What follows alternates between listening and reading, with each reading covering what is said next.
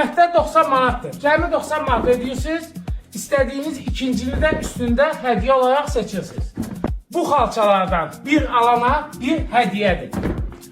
Ölçüləri 1.20 eni, 1.80 isə uzunluğudur. Qiymətlər 90 manatdır. Cəmi 90 manat ödəyirsiniz. İstədiyiniz ikincini də üstündə hədiyyə olaraq seçirsiniz. Əsasən modern, neoklasiklər və minimalist tərzdə olan məhsullardır. Ölçüləri 1.20'nin 1.80'da, qiymətlər isə cəmi 90 manatdır. 90 manat ödəməklə bir xalçanı seçirsiniz, ikincisi isə hədiyyə olaraq. Azad seçimdir. Bu fürsət yalnız natural hala outletdədir. Bu ay boyunca davam edəcək. Buyurun gəlib öz seçimlərinizi edə bilərsiniz. Bir daha nəzərinizə çatdırır. Qiymət 90 manat, ölçü 1.20'nin 1.80'da.